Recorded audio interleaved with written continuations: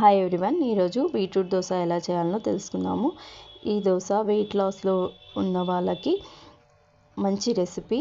ఇందులో protein content ఎక్కువ ఉంటుంది కాబట్టి ఇలా ఒకసారి ట్రై చేయండి.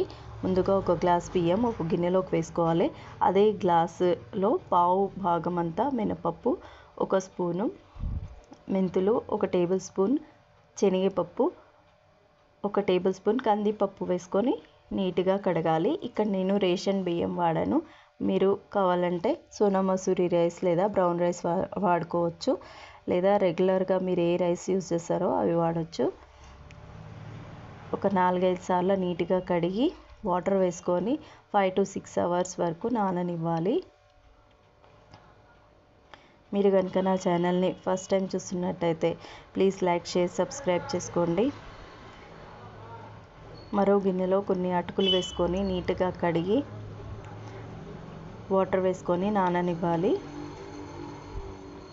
ఇది బీట్రూట్ దోశ కాబట్టి బీట్రూట్ని పీల్ చేసి నీట్గా కడిగి సన్న కట్ చేసుకోవాలి. పిల్లలు బీట్రూట్ తినడం ఇష్టపడరు కాబట్టి ఇలా దోశలా వేసి చేసిస్తే వాళ్ళు ఇష్టంగా తింటారు. చూడ్డానికి కూడా కలర్ఫుల్గా ఉంటుంది. ఒకసారి ఇలా ట్రై చేయండి. ఈ దోశకి కాంబినేషన్గా పల్లీ చట్నీ కానీ కొబ్బరి చట్నీ కానీ బాగుంటుంది. ఇప్పుడు నానబెట్టిన బియ్యాన్ని ఒక జార్లో వేసుకొని అలాగే కొన్ని వాటర్, కట్ చేసిన బీట్రూట్, నానబెట్టిన అటుకులు వేసుకొని ఫైన్గా గ్రైండ్ చేసుకోవాలి. మీరు రెగ్యులర్గా దోశ బ్యాటర్ ఎలా గ్రైండ్ చేస్తారో అలానే గ్రైండ్ చేసి ఒక గిన్నెలోకి వేసుకొని మూత పెట్టి ఫర్మెంటేషన్కి వదిలేయాలి ఓవర్ నైట్.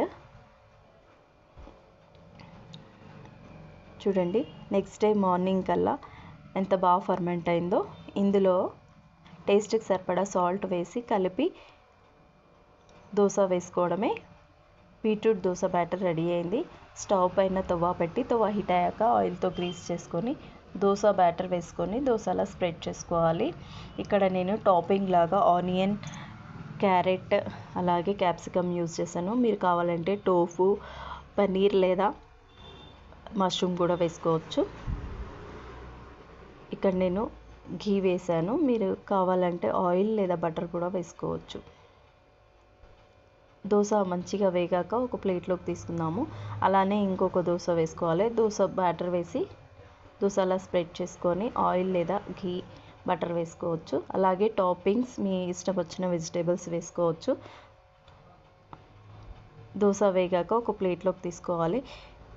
దోశకి కొబ్బరి చట్నీ కానీ పల్లీ చట్నీతో కానీ సర్వ్ చేసుకోవచ్చు, లేదా డైట్లో ఉన్న వాళ్ళు కర్డ్తో కూడా సర్వ్ చేసుకోవచ్చు. Thank you for watching.